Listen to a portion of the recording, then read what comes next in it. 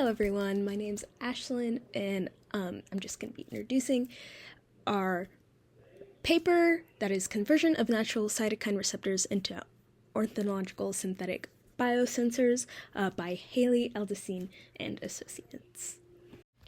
Synthetic receptors allow researchers to improve specificity and efficacy of targeted therapeutics. They are triggered by detecting certain cues. Orthogonal receptors work independently from innate signaling and are self-contained, recognizing the required signal mechanisms and not interfering with normal signaling. Synthetic orthogonal receptors can be incorporated for many functions, as they can be conditioned for certain outputs from specific cues. The authors used natural cytokine receptor ectodomains, which are parts of membrane proteins that reach to the extracellular space, to make MESA, a modular extracellular sensor architecture, receptors. This was done to produce natural ectodomain MESA receptors, which combine natural ligand recognition and synthetic outputs. Cytokines are produced by many cell types, expressing genes to regulate the immune system. They use a protein-based language that's crucial for communication, and cytokine language leads to limitations of synthetic receptors. These immune cells use their receptors to respond to signals in their own protein-based language. This impacts the same cell, the autocrine effect, or other cells in the organism, the paracrine effect. Limitations and mechanisms of synthetic receptors differ greatly. Communication with native signals and regulation without disrupting that native signaling can pose challenges, leading researchers to use synthetic receptors orthogonal to endogenous signaling. Hi, I'm James, and we're going to be talking about the research design. So, the main goal of this research is to create a novel receptor that acts orthogonally to other receptor pathways in the cell. So, we've seen things like this with synthetic factors and receptors. One specifically is called MESA that they end up using in this study. And they're very customizable because they can use things like antibodies or very specific ligands, but we haven't really seen soluble ligands that are easy to produce.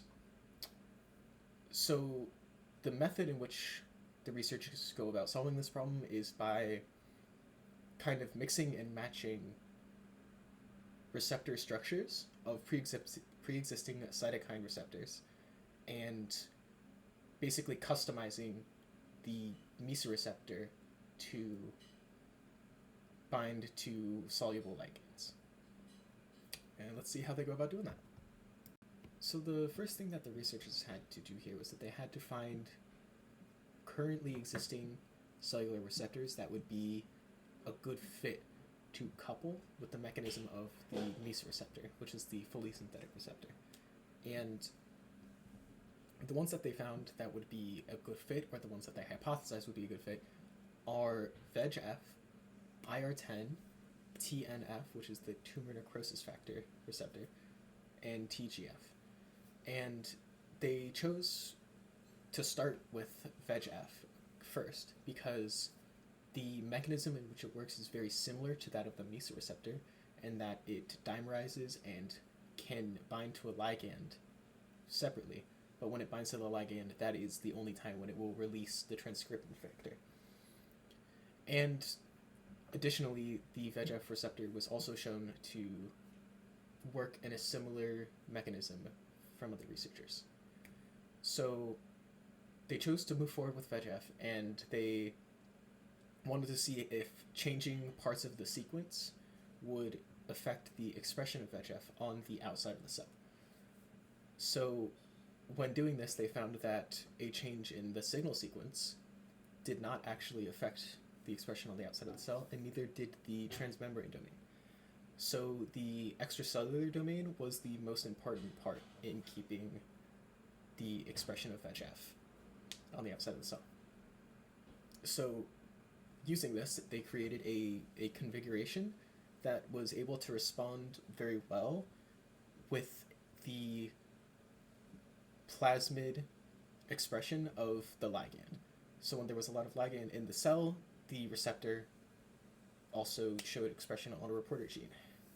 But when they tested this with a exogenous ligand, as in only ligand in the solution, it didn't actually have as high as a signal. So they chose to experiment with the other receptor options they had. So when testing IL as a receptor, they found that it responded very well to ligand on the outside of the cell. And they tested different configurations using IL-10, along with the intermembrane domain portions of the MESA receptor. And they found a very specific combination that worked very well and had the best expression of the reporter gene.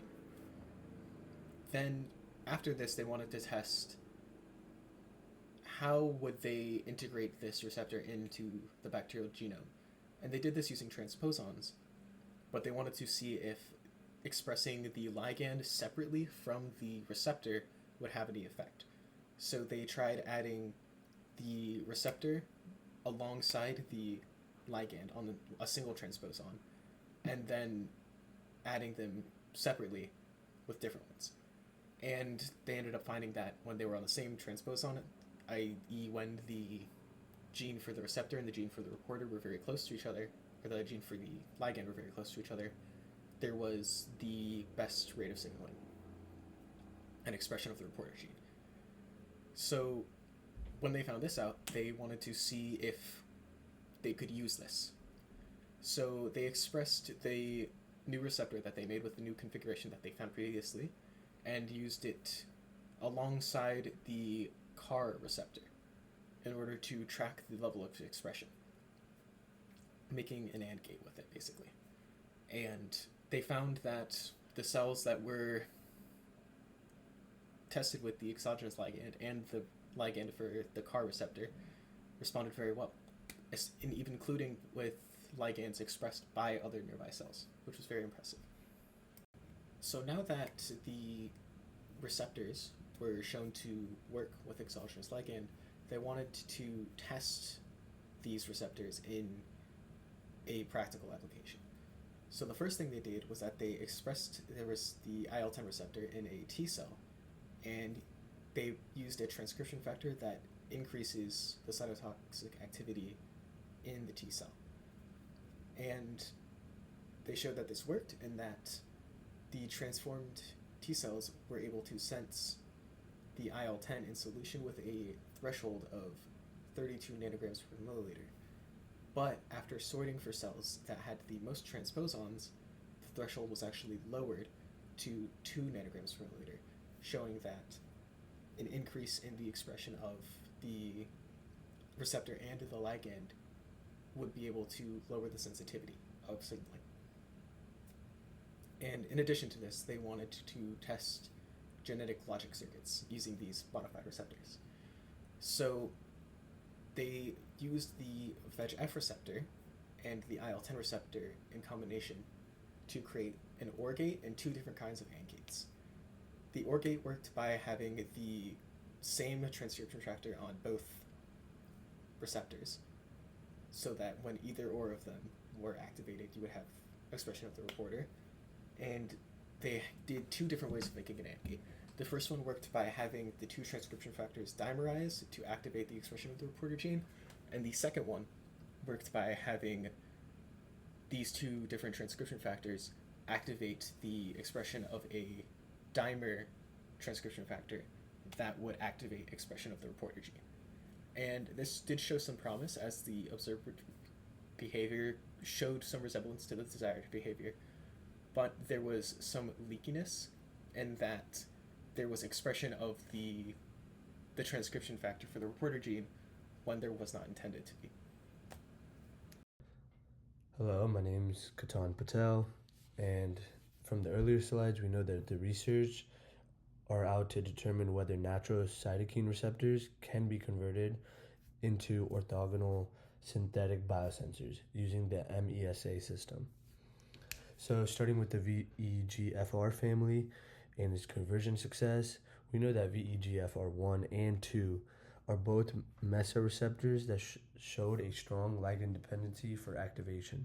This just means that when exposed to VEGF, the receptor showed a larger response. And it's good to note that the natural transmembrane domain did show improved performance compared to the synthetic ones. The I10R receptors and their conversion success, so IL-10R alpha and beta designs were stably expressed and strongly inducible with IL-10 concentrations as low as 16 nanograms per milliliter, which shows its validity with physiological limits. It also showed that it has functionality when tested in both two different cell lines. The TNFR and TBF beta R challenges, the conversion between these two have led to poor inducibility or unstable expressions, which kind of shows you the limits between natural ECDs and synthetic intracellular domains. All right, this is the application and integration of the findings. So you had the successful conversion of VEGFR and IL-10R receptors, which shows you that the natural receptor ectodomes can serve as modular synthetic biosensors, specifically with orthogonal signaling. So by demonstrating that the IL-10 and message receptors could be used to reprogram T cells.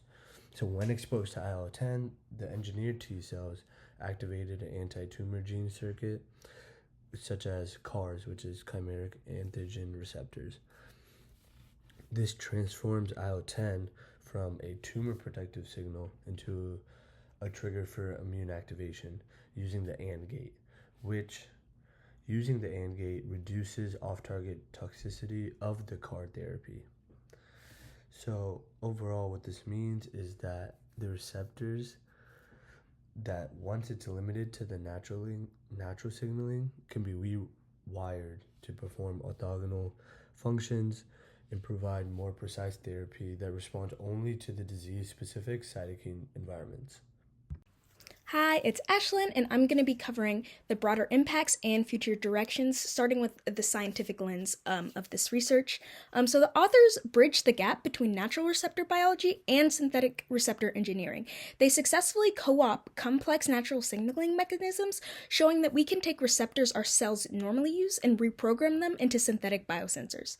They also provided a systemic analysis of design-function relationships in chimeric receptors. By testing multiple receptor families and design variations, they offered a comprehensive characterization of both molecular design and functional applications.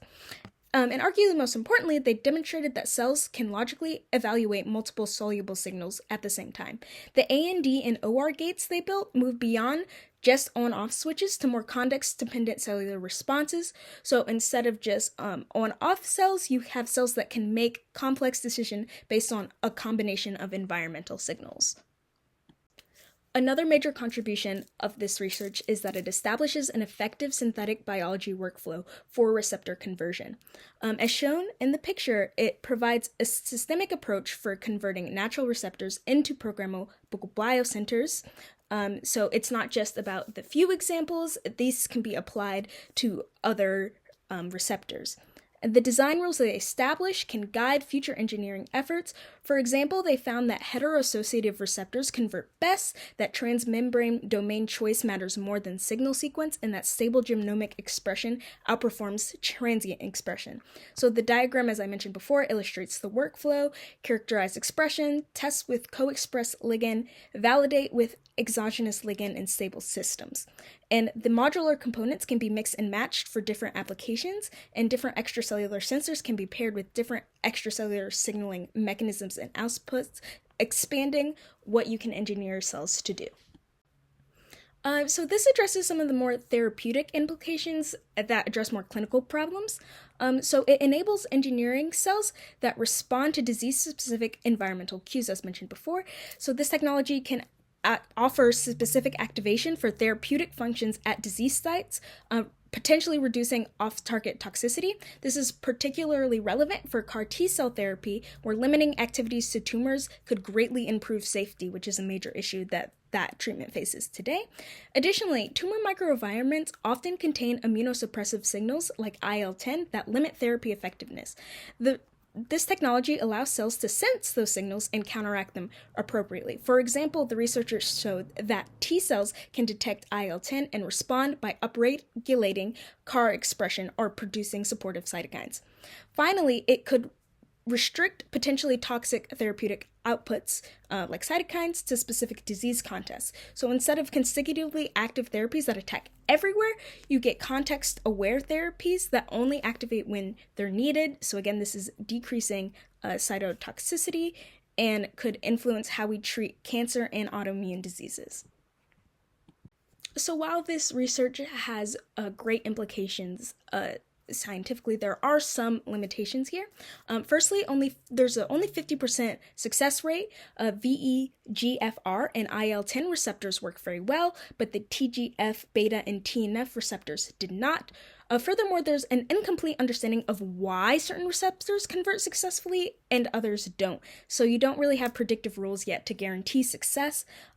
Also, there's no in vivo data. All the experiments were done in culture cells, so you don't know how the system performed in living organisms or actual tumor models. Another limitation is that only a few cell types were tested, notably missing primary T cells. They mostly use HEK293 and Jurkat cell lines, which behave differently from the primary human cells that you'd actually use in patients. Finally, chimeric receptors were not tested for immune recognition. Since these are engineered proteins with novel junctions, the immune system might recognize them as foreign, potentially limiting their therapeutic use. Hey, this is Katan Patel again. I just wanted to expand slightly more on the limitations. So, some of these incomplete receptors, when folded for some constructs, it showed that the ECD orientation is critical for this ligand receptor to work. So the conversions of TNFR and TBGF beta R did not show strong ligand-induced signaling, which is mostly due to a orientation or geometric issue. There was cross-reactivity with native receptors that could occur in cells, which shows that when the ligand was absent, several receptors still showed some basal activation, which essentially means some leaky channels. And additionally, these ligands require more optimization. So even though the ligand-dependent activation showed a signal, the intensity varied depending on the receptor family. And then the experiment was done on 2 different cell lines, but it has not been done yet in vivo, which it still needs to prove its validity in using human trials.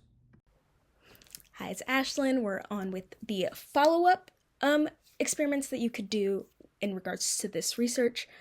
So firstly, you could test in primary cell types, moving from cell lines to the primary human T cells, NK cells, and other therapeutically relevant cells is important to address some of the limitations there.